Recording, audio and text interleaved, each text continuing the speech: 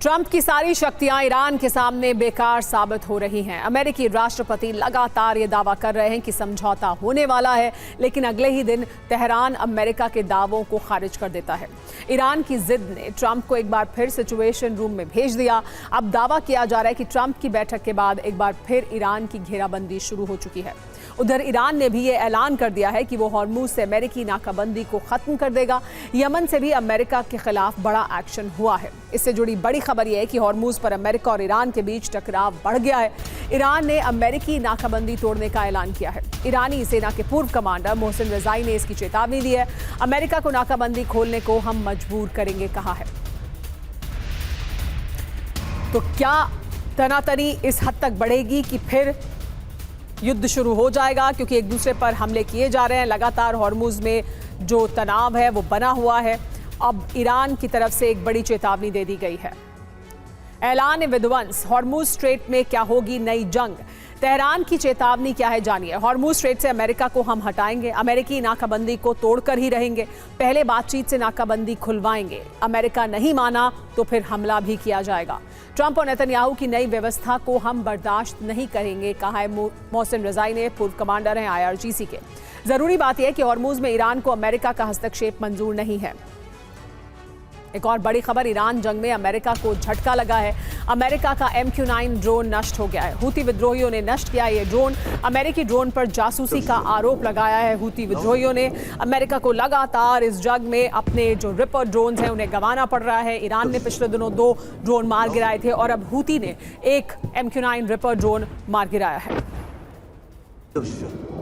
तो ट्रंप के 304 करोड़ नष्ट हो गए हैं। कैसे? यमन में अमेरिकी ड्रोन MQ-9 रिपर ड्रोन को ध्वस्त किया गया है। दावा क्या है वो जानिए। हूती विद्रोहियों ने MQ-9 ड्रोन को मार गिराया। MQ-9 ड्रोन के जरिए निगरानी कर रहा था अमेरिका। जरूरी बात यह है कि अमेरिकी ड्रोन MQ-9 की कीमत 304 करोड़ रुपए है। MQ-9 की ताकत क्या है जानिए। 27 से 30 घंटे तक लगातार उड़ सकता है, 50,000 फीट की ऊंचाई तक जा सकता है। निगरानी और हमला दोनों करने में माहिर है ये ड्रोन। ड्रोन की रेंज 1850 किलोमीटर है। सिर्फ धमकियों के सहारे इतिहास के पन्ने नहीं बदले जाते। ट्रंप को यह लगता था कि वो पाबंदियों के दम पर तेहरान को घुटनों पर ला देंगे, लेकिन ईरान ने अमेरिका के दोहरे चरित्र को बेनकाब कर दिया है। ईरान का दावा है कि 8,300 करोड़ के ड्रोन्स गंवाकर भी अमेरिका प्रोपेगेंडा फैलाने से पीछे नहीं हट रहा है।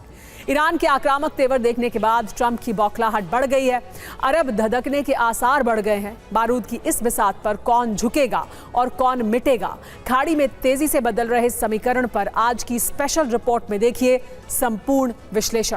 पहला संकट अरब में साख बचाने का, दूसरा संकट अमेरिका में विरोध झेलने का, तीसरा संकट अरब देशों की सुरक्षा का, चौथा संकट इजरायल की सुरक्षा गारंटी का, पांचवा संकट हॉर्मुज खोलने का। कई मुद्दों पर सहमति बन रही है, अभी अंतिम फैसला होना बाकी है। मुझे उम्मीद है कि सब कुछ ठीक होगा। इसी वजह से अमेरिका ने हमले नहीं रोके हैं। बुशर पर भी ड्रोन एक्टिविटी देखी गई। ईरान ने ड्रोन मार गिराने का दावा किया है।